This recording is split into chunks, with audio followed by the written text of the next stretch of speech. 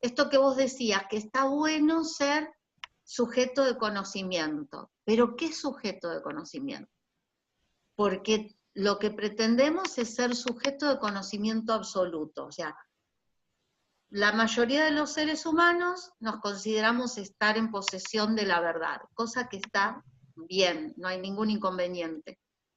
Pero el problema es cuando no se flexibiliza esa postura y terminamos creyendo que sí, que la verdad es la nuestra y nunca la del otro. Entonces hay que ver qué sujeto de conocimiento se construye, ¿no? Digo, voy a compartirte la pantalla. Okay. Porque me parece que hay distintos modos de ser sujeto de conocimiento, y es cierto esto que... Sí, tal cual.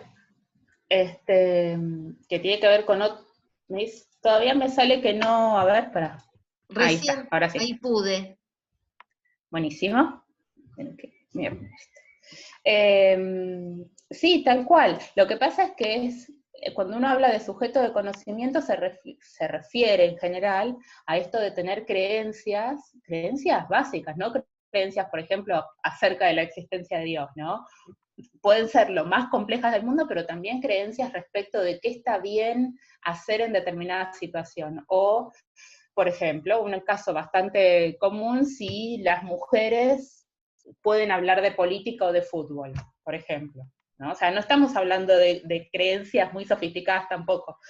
A mí lo que me gusta de Fricker es que plantea categorías teóricas que son complejas, son enroscadas, a veces cuesta entender la argumentación, ¿no? Pero habla de cuestiones sencillas, o sea, de cuestiones básicas que se dan en el día a día. Eso es lo lindo, ¿viste? Claro. Entonces, les decía, además, lo que hace esta injusticia epistémica, tanto en su forma hermenéutica como en su forma testimonial, es que dañan desde adentro de las instituciones, algo que tiene que ver con lo que decía Libertad hace un rato, ¿no? Y esto, o sea, el hecho de que dañen desde adentro de las instituciones las hace más difícil de erradicar, incluso más difícil de visualizar. Por eso también está bueno, que es lo que decía Liber, lo de Fricker, porque lo que hace es poner sobre la mesa, hacer, digamos, más transparente la cuestión de que son las instituciones mismas las que mantienen las condiciones, que proporcionan, digamos, las condiciones para que se siga dando, para que se perpetúe este tipo de injusticia, ¿no? Con determinados grupos sociales. Y por otra parte, también son dañinas en el sentido de que obstaculizan o distorsionan la comprensión. Y esto se nota sobre todo en el caso de la injusticia hermenéutica, donde básicamente hay una especie de vacío, ¿no es cierto?, en cuanto a los conceptos de los que dispone un determinado grupo social para explicarse ciertas situaciones sociales, ¿no?, ciertas situaciones que comparte, y explicárselos a otros. O sea, sencillamente falta el concepto para poder explicar eso, que te degrada, que te suele poner en una posición donde no podés defenderte, por ejemplo, ¿bien? El ejemplo que da Fricker es el del acoso sexual, en el momento en que no estaba el concepto de acoso sexual, ¿sí? Yo estaba pensando en estos días que la idea de acoso callejero, por ejemplo, ¿no? Corríjame si me equivoco, pero la idea de acoso callejero se vincula mucho con esto, porque ahora está incluso penalizado, ¿no? Pero hasta no hace mucho tiempo, la idea de que te dijeran cosas por la calle estaba naturalizada. Las mujeres se sienten mal, se sentían mal, tenías esa sensación de que algo no estaba bien, pero no podías terminar de explicar por qué no estaba bien, ¿sí? No podías explicártelo vos misma, y tampoco podías explicárselo a otros. ¿Por qué es tan mal que te digan eso? Si no te hacen nada, simplemente te lo dicen, ¿bien? Me parece que lo que hace Fricker, esto que comentaba recién, es dar categorías teóricas, que son con las que de última nosotros trabajamos, ¿no? Para pensar situaciones concretas, situaciones que son sencillas desde el punto, o son tomadas de manera, como si fueran sencillas desde el punto de vista cognitivo, pero que el aspecto social le agrega un elemento muy complicado, muy complejo, a la hora de pensarlas, ¿bien? Entonces, les decía, esta injusticia epistémica, lo que Fricker hace primero, ¿no? Estoy buscando la parte, un segundo. Fricker lo que tiene es que detalla, en esta cuestión de caja de herramientas, detalla siempre conceptos que son muy generales y después los va afinando a medida que argumenta, ¿bien? Para quedarse con una definición más corta, pero que a ella le resulta relevante para explicar determinadas cosas. Y otra de los detalles que tiene el libro es que recurre a muchos ejemplos del cine, de la literatura, ¿bien? Para mostrar que incluso, o sea, creo yo, no lo dice ella abiertamente, pero muestra la forma en que estos prejuicios en que están de tal modo naturalizados que forman parte también de los vehículos culturales, ¿viste? Pero eso no lo dice, eso lo agrego yo en mi idea de para qué utilizar ejemplos, cuando hay ejemplos concretos, que puedes sacarlos del diario, básicamente, ¿por qué le gusta tanto utilizar ejemplos que vienen del cine y de la literatura? Entonces, uno de esos conceptos muy importantes, a partir de los cuales ella va a definir las dos formas principales en las que se manifiesta esta injusticia epistémica, es el concepto de poder social, ¿sí? Este poder social es necesario, está a la base, digamos, sustenta la idea de injusticia epistémica, y es la capacidad socialmente situada, es decir, en un contexto real, concreto y social, ¿sí?, de controlar los actos de los demás. Esta cuestión pragmática, ¿no?, de qué hace el lenguaje, qué hace determinadas sentencias, qué hacemos con las palabras, qué hacemos con el testimonio de los demás. Y tiene una serie de subespecies de poder social, entre lo que están el poder agencial, el poder estructural, pero sobre todo, a mí el que me parece más relevante, es el poder identitario, ¿sí? ¿En qué consiste este poder identitario? Básicamente se sostiene, digamos, sobre ciertas concepciones que están compartidas en el imaginario social, ¿bien?, acerca de cuáles son las identidades sociales de los que participan dentro de una situación concreta, ¿bien? Por ejemplo, mi identidad como mujer, digamos, ¿no? Como mujer le podemos agregar otros, como docente, al grupo identitario, el grupo social con el que me identifico, ¿bien? Y esos que todos participamos en grupos sociales determinados y que formamos parte, nos manejamos dentro, vivimos dentro, nos desarrollamos dentro de ciertas concepciones del imaginario social, y que muchas veces no se cuestionan, ¿sí?, ni por parte del injusto, ni por parte de la víctima. Se aceptan, se naturalizan de tal modo que ese poder identitario, que es lo que le da, digamos, relevancia, lo que le da peso a ese poder identitario. Y en ese sentido dice ella que es concreto y es fundamental, ¿no? Y puede presentarse de dos maneras. Una, puede ser activo, porque se ejecuta justamente una acción que efectivamente logra lo que busca obtener. Por ejemplo, cuando ella da el ejemplo de una novela que yo no leí, pero es El talento de Mr. Ripley, ¿no?, en el que un personaje masculino calla al personaje femenino que tenía una hipótesis acerca de la resolución de un misterio, en virtud de diciéndole las mujeres son demasiado intuitivas o demasiado sentimentales, ¿bien? El asunto es que ella no cuestiona eso, y él tampoco lo hace de manera, digamos, malintencionada. Eso es lo que Fricker dice, se hace de manera inconsciente. No es que no seas culpable o responsable, como decías vos, Susana, pero se hace de manera inconsciente. ¿Por qué? Porque ambas partes, ambos sujetos aceptan ese rol, esa identidad social, ¿bien? Y también puede darse de manera pasiva, cuando el sujeto, el injusto, no tiene que hacer nada para conseguir callar al otro, bajarlo, quitarle el estatus de sujeto cognoscente, ¿sí? En un contexto social puede darse, por ejemplo, en un contexto social donde se da por obvio que las mujeres no tienen que hablar delante de los hombres. En ese sentido, el poder identitario se ejerce de manera pasiva, ¿bien? Pero en cualquier caso, y esos son esos momentos en los que a mí me resultan inquietantes, en el sentido de que Fricker pone sobre la mesa la cuestión de que no siempre es tan obvio, de que no siempre es límpido, digamos, el panorama, ¿no? En el sentido de que esos estereotipos, ¿sí?, no necesitan, para trabajar, no necesitan de la aceptación consciente, ¿bien? O sea, es una cosa bastante básica, pero que no se necesita en ningún momento ni que el sujeto, digamos, damnificado, ni que el perpetrador, vamos a ponerle un nombre terrible, sean conscientes del estereotipo. Y además, ni siquiera se necesita que acepten de manera consciente que el estereotipo es algo veraz. Se da, sencillamente se naturaliza de tal modo que es como el aire en el que respiramos, ¿bien? Y eso, sí. Romy, esto tiene algo que ver, no sé por qué se me ocurrió hacer esa relación, por ahí no tiene nada que ver con lo que dice Foucault cuando habla de lo otro, lo gemelo, lo que está al lado, o sea, eso que se genera a partir de una acción y que nosotros no podemos controlar.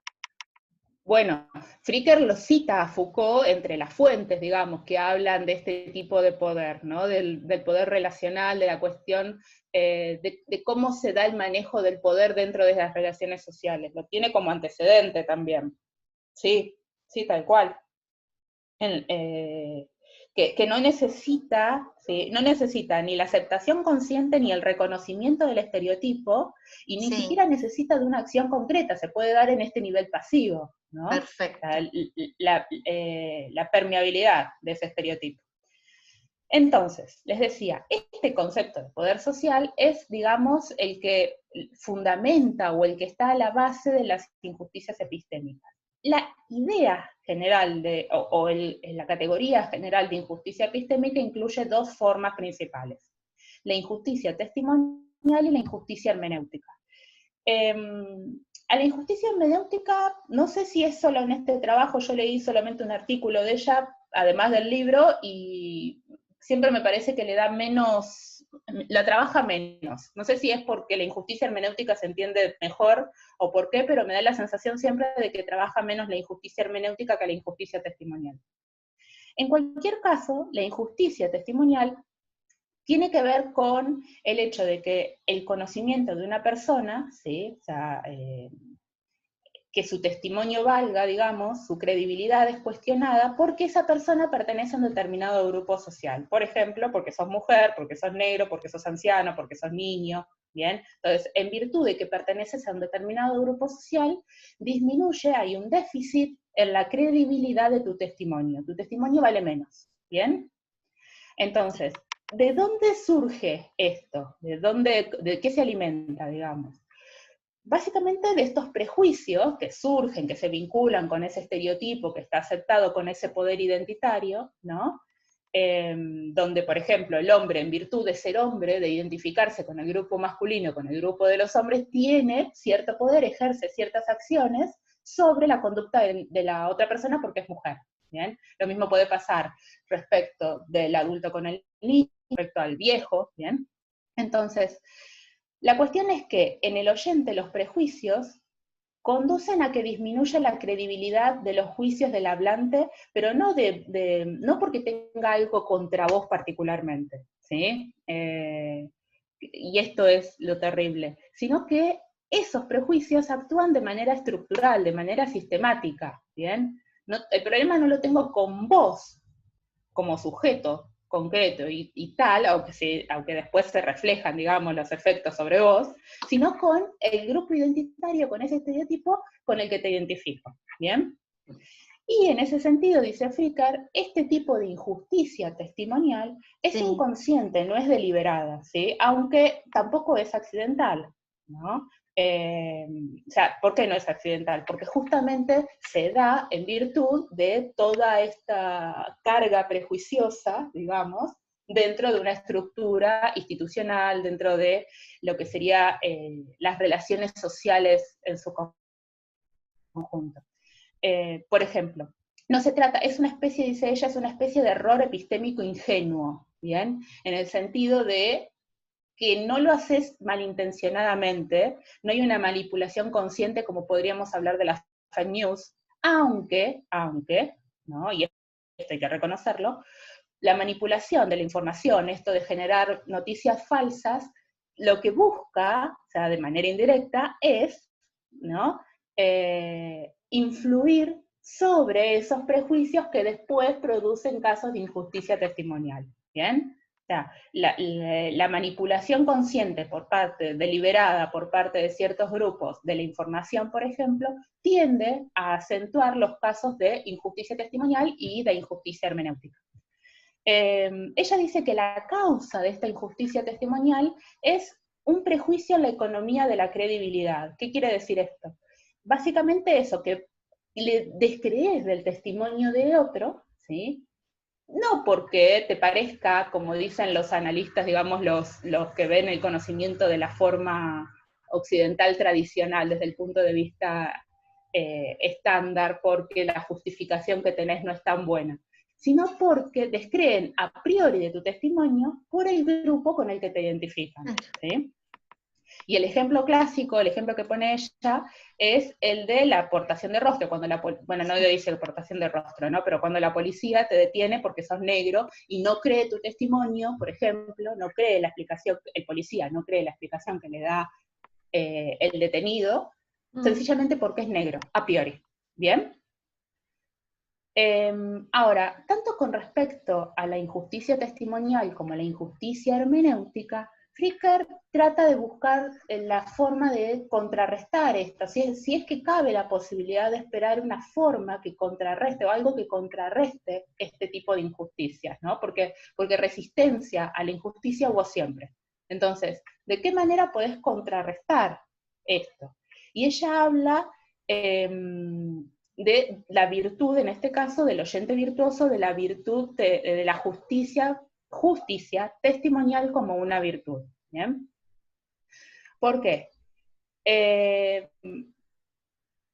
Porque los daños de esta injusticia testimonial, ahora les voy a hablar de la hermenéutica, pero los daños de la injusticia testimonial incluyen, uno, que deteriora y limita el rendimiento intelectual del sujeto, ¿sí? Trunca su desarrollo cuando lo rebaja simbólicamente. ¿Qué quiere decir esto? Esto tiene que ver con las profecías autorrealizatorias, ¿no? Las profecías autocumplidas, esta cuestión de que si vos le decís a alguien que es incapaz de entender determinado problema, ese alguien finalmente se puede hasta convencer. Por eso ella dice, no es una cuestión meramente intelectual, es una cuestión psicológica y es una cuestión política, es una cuestión ética y social, ¿no? O sea, cuando vos descrees, haces esto de debilitar, digamos, la credibilidad del hablante, la estás rebajando, le estás quitando el estatus de sujeto de conocimiento, de alguien que tiene derecho a estar seguro sobre algo, ¿bien? De alguien que tiene derecho a transmitir conocimiento a partir de su testimonio. En mi barrio le decimos lo están ninguneando, ¿no? Sí, pero tal básicamente sería eso. Y otro sí. daño importante de la injusticia testimonial es que, dice Fricker, ¿no? Al hacer esto, te quita un atributo esencial de la condición de persona. Está, por esto que hablábamos hace un rato, de que el conocimiento es un término de éxito, de que es un término que nos da estatus, o sea, ser sujetos de conocimiento, en el sentido de ser alguien que tiene creencias que resultan verdaderas, alguien que sabe algo, ¿no? Hace a tu cualidad de persona en el sentido de que vos podés también tener derecho a participar en la difusión del conocimiento, ¿bien? Tenés derecho a que te crean, a que tu testimonio valga como medio para transmitir conocimiento. Básicamente es eso. Yo pensaba cuando Líder hablaba de la cuestión de si en las instituciones educativas se puede dar, se facilita algún tipo de injusticia, ¿no? El caso de cuando el docente considera que el estudiante, que lo que dice el estudiante no tiene validez sencillamente porque es joven, por ejemplo, o porque no leyó toda la bibliografía, ¿no? Pero, esta cuestión sí. de si no leíste no opines, si que se nota incluso, esto es pura especulación, Liber, por ahí me matás, pero se nota incluso, ¿no?, en las clases con la misma naturalidad con que los pibes se autocensuran, digamos, para no hablar si no leyeron, ¿viste? O el miedo a expresarse, porque Claro, pero tienen es esta idea adelante de... una persona que les va a negar el discurso antes de que abran la boca. Claro, Porque bueno, si pero una a lo vez que voy es decir, abrieron la boca y le dijeron de todo, entonces no la abren más. Y claro, la pero en el otra es proceso, cuando los docentes, te digo porque, o sea, yo 25 años estuve en los institutos y veía cuál era el juicio de algunos y algunas docentes, y no, este chico de donde viene no le da la cabeza, este no va a llegar a nada. Entonces ya lo están ninguneando y lo están sacando y le están negando la posibilidad de modificar su propia existencia. bueno, eso tiene que ver con esta primera, ¿no? Esta primera forma de dañar que tiene la injusticia testimonial, pero además la afirmación fuerte es que eso te daña como persona, o sea, que Por parte eso, constitutiva de las personas es que vos tengas valor como agente de transmisor de conocimiento, ¿viste? Que puedas enseñarle a alguien algo, que puedas decirle algo, estar seguro de que tu creencia es verdadera y entonces el otro tiene el derecho a aceptar tu creencia porque sos fiable, ¿viste? Ese es el aspecto ético, además, el aspecto jodidamente ético de la injusticia testimonial, ¿no? De que afecta no solamente las capacidades intelectuales, afecta a la persona, al sujeto conocente, al hablante, como un todo, como una persona íntegra, ¿bien? Lo cual es durísimo cuando uno lo ve, por ejemplo, lo piensa, no lo ve, ¿no? Pero yo pensaba, desde que escuchaba a Liber, ¿no? Lo pensás en relación a la educación, por ejemplo, o lo que decía Diego respecto de los viejos, ¿no? La cuestión de, le estás quitando algo más que un atributo intelectual. Sí. Es una forma de deshumanización. Claro, tal cual, exacto, tal cual. y de Es una cosificación. aniquilación, lo ¿De que qué? No hicieron escuché, los perdón. nazis, aniquilación, con H Claro, tal intermedia. cual, No lo tal cual. aniquilás, lo anihilizás, lo transformás en nada. En la nada. Claro, tal cual. Bueno, pero a lo que voy es una cosa interesante que tiene Flickr es que te muestra categorías para pensar estas cosas, no en un mero nivel epistémico, ¿no? Sino en la vinculación concreta que tiene con ciertas prácticas que son comunes, o sea, que ni siquiera es que las tenés que ir a buscar a grupos que son extraños a vos, que a cualquiera puede encontrar ejemplos de este tipo de injusticias, ¿no? Ahora, estos daños de la injusticia testimonial se contraponen, o podrían llegar a ser neutralizados, a partir de la sensibilidad testimonial. Fricker le llama del oyente virtuoso, ¿no? Que es aquel que puede hacer una escucha atenta, y que contrarresta el déficit de credibilidad que se causa por ese prejuicio identitario, a través de qué, básicamente, de la conciencia crítica y reflexiva, pero que también tiene que ser espontánea. Esto es otra cosa que no sé si es que limita, digamos, la capacidad o el florecimiento de una virtud, de la virtud de la justicia testimonial, que sería esta sensibilidad testimonial, el oyente virtuoso, o la potencia. ¿Por qué?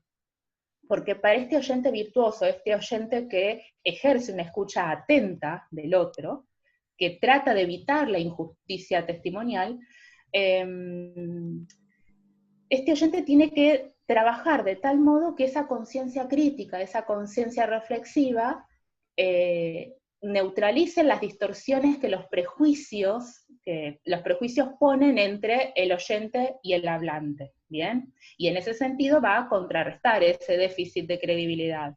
El asunto es que El asunto es que esta virtud, que es tanto ética como intelectual porque tratás de comprender, asumís que el testimonio del otro es un vehículo de conocimiento, y ética, ¿por qué? Porque le estás devolviendo ese estatus de sujeto de conocimiento, que es un aspecto, como dijimos, un aspecto esencial del concepto de persona, ¿sí? Lo humanizás de nuevo, digamos, ¿no? Lo que dice Fricker es que esta conciencia crítica y reflexiva tiene que volverse también espontánea, ¿no? O sea, que es una actividad, digamos, según entiendo yo, una actividad de permanente trabajo sobre sí mismo, como oyente, ¿bien?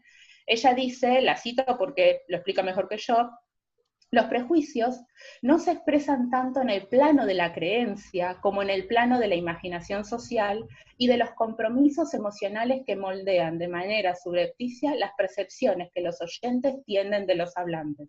Esos prejuicios se presentan siempre con una poderosa fuerza visceral, dice, ¿no? O sea, lo cual significa que el oyente virtuoso, ese que puede llevar la escucha atenta, que tiene esta virtud de la justicia, que ejerce, digamos, esta virtud de la justicia testimonial, la tiene que remar mucho. O sea, por eso digo que, si bien presenta la posibilidad de que existan virtudes que contrarresten la injusticia testimonial, los límites que le ponen no son tan naif, no son tan ingenuos, ¿viste? O sea, requieren ahora no me acuerdo el término que usaban los griegos para el trabajo sobre sí mismo, ¿no? Esta idea de la práctica permanente. Claro, yo pensaba en la filía y en la epimeleia.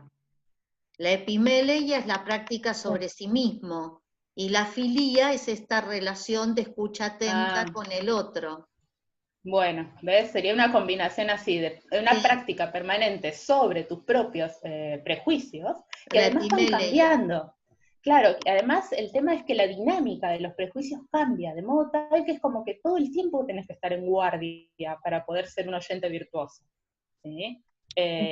Lo loco ahí es lo de espontáneo. Mira, ahora que lo señalaste, yo no lo tenía tan presente, porque en realidad si lo pensás en un sentido súper clásico, la concepción que está usando de virtud es eso, es una concepción bien clásica, bien de Aristóteles, si querés. Claro, pero en el sentido de la mejor forma de expresar la propia naturaleza del ser, lo mejor que podría expresar la naturaleza de las personas, que una de sus características es ser sujetos de conocimiento, sería poder expresar de la mejor forma posible con los otros su capacidad de conocer y de transmitir conocimiento. claro.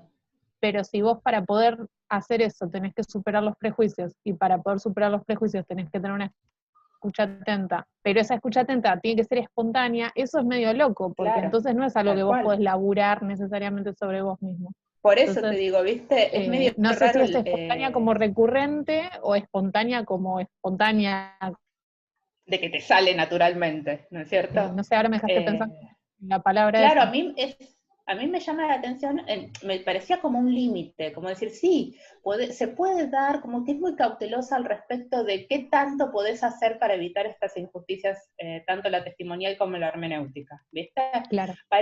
Empieza a hablar de la justicia testimonial, y vos decís, bueno, parece que, pero de a ratos tira algunos límites como de, bueno, entonces no es tan sencillo lograrlo. Por eso te decía al principio, no sé qué tan, nosotros que estamos acostumbrados a estos ideales iluministas de que la educación, te das cuenta el trabajo, la información, además cuando ella hace las aclaraciones de que la dinámica de los prejuicios cambia de tal modo que, bueno, siempre va a haber prejuicios, siempre tenés que estar atento, que incluso uno, no sé si podría tener la misma expectativa para una persona que se desenvuelve en una institución donde trabaja todos los días con circunstancias donde tiene que tener en cuenta, por ejemplo, testimonios, ponerle un oficial de justicia, que para la vida cotidiana de las personas, cuando estás hablando en el supermercado con tu vecino. Digamos, vos podés tener la misma exigencia de virtuosidad para la misma persona en las dos situaciones incluso.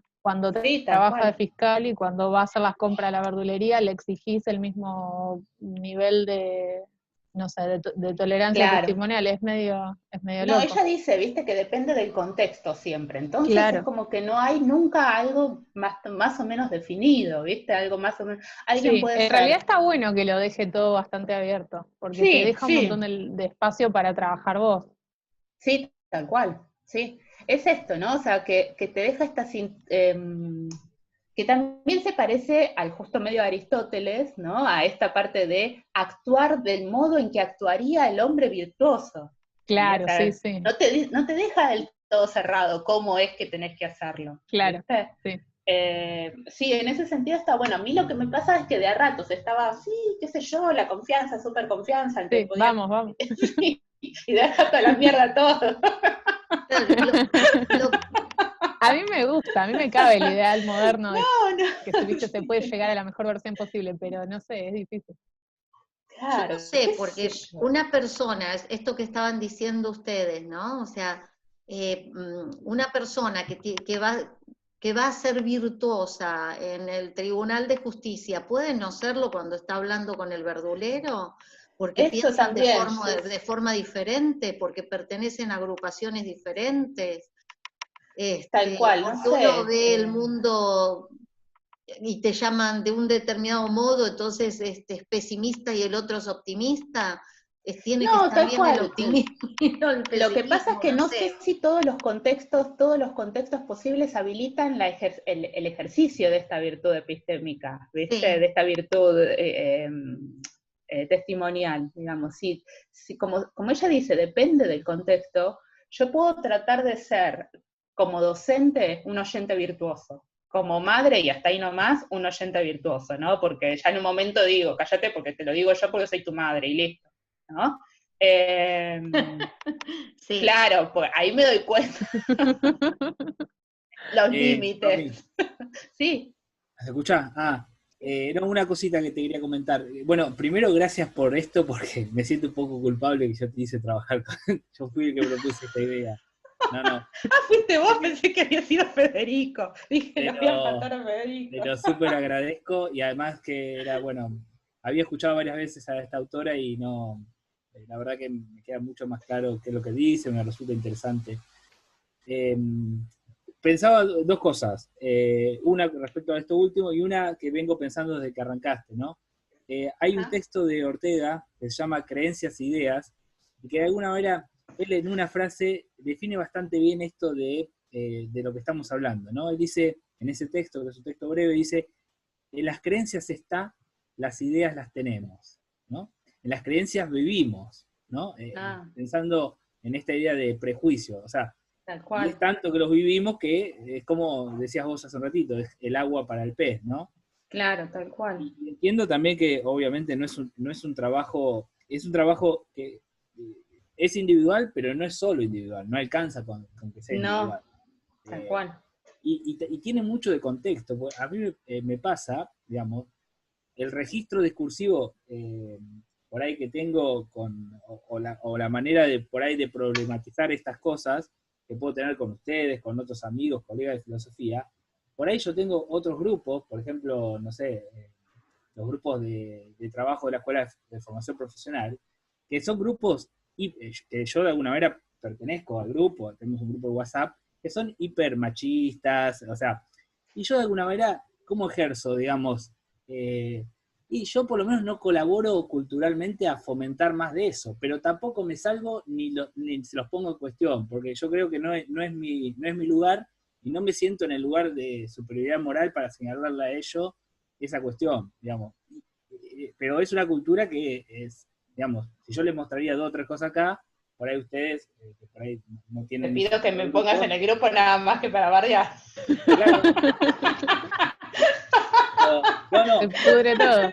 En el grupo, que a ustedes las pongan en el grupo. Claro, sí, pero, el grupo. Bueno, pero en esos casos sería explosivo, sería una intervención y se acabó. Pero digamos que, bueno, que yo también a veces me siento en ese lugar, digo, bueno, ¿qué hago yo? Bueno, lo he pensado yo, ¿no? Digo, bueno, yo no contribuyo a eso, digamos. Ni con un like, nada. Pero lo tolero y no lo cuestiono. Ese es el posicionamiento mío, porque me interesa también mantener vínculo con ellos, porque en el fondo, más allá de las chistes, todos son colegas, algunos los estimo, y bueno, no los juzgo por eso, digamos. Pero bueno, nada, pensando en esto de los contextos, ¿no? Tal cual. Y en otros ámbitos donde yo creo que puedo llegar a intervenir, intervengo, ¿no? Por supuesto, no es, pero me parece que bueno, sí, está bueno por lo menos pensarlo, ¿no? No, sí, a mí Estas me pasa herramientas son eso. útiles para pensar eso.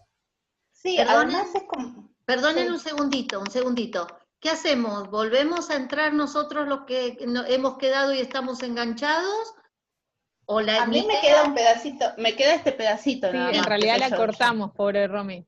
Pero Pero todavía igual, le faltaba igual dentro una de parte. 15, 20, bueno, entonces volvemos a entrar, perfecto. Y dentro pero de no 15, más de 10 20, minutos, quiero decir, no me lleva no mucho. importa, yo no tengo problema. Por eso digo, bien, sigan, por favor, Nicolás. No, te y decía, Romina. Nico, a mí me pasa igual con el grupo de madres del colegio. Claro. Sí. Entonces, que es cierto, ¿sí? Que además son madres del colegio y se incorporaron un par de padres, pero siguen hablando de nosotras y chicas, ¿viste? Cuando intervienen. Y entonces, entiendo tu situación porque a mí me pasa siempre, digo, tampoco quiero ser la ortiva del grupo, ¿no? Pero cuando dicen, hola chicas, ¿qué tal si hacemos tal cosa? Respondo, hola a todos, hola chicas y chicos, hola a los padres también, para recordar, ¿no? Aunque sea para recordar Claro. ¿viste? Qué sé yo creo que intervenciones mínimas uno puede hacer, más que la ausencia, que está bien esto, yo también esto hago de que si se hacen chistes de tipo, que entre mujeres, incluso en el grupo de madres de WhatsApp, te puedo asegurar, he visto chistes machistas. Sí. No basta con no decir, ¿viste? Yo intento, aunque sea haciendo la forma de chiste, porque además mi estilo es bastante enroscado en el sentido de que es sinuoso, si querés, entonces siempre intento meter chistes, ¿no? Y a través del chiste dejás entrar, abrís la puerta y siempre alguna se prende en el chiste, entonces ya después te das cuenta de que no sos la única, en este caso que no sos el único del grupo que tiende a pensar como vos, ¿viste? El asunto es ese. Creo yo, ni siquiera te lo digo de manera teórica, te digo lo que hago yo porque me pasa lo mismo. Claro, sí. En los otros grupos que uno ya se conoce más, qué sé yo, que uno se junta con la gente con la que se juntaría naturalmente, ¿viste? Por su profesión o por su amistad o por su vida, por ahí pasa menos. No digo que no pase, pero pasa menos. Pero en estos grupos que son coyunturales, porque la verdad es que nunca saldría a comer con esta gente. Claro. Bueno. No me habría hecho amiga de esta gente jamás. Bueno, ahí lo que hago es tratar de meter un bocadito, nada más, pero cierto. Igual te digo, esto no es una cuestión teórica, te lo digo como lo que pasa, nada más. Nada. Sí. No puedo, debe haber algún tipo de protocolo de intervención. No lo conozco, pero estoy segura de que... Claro.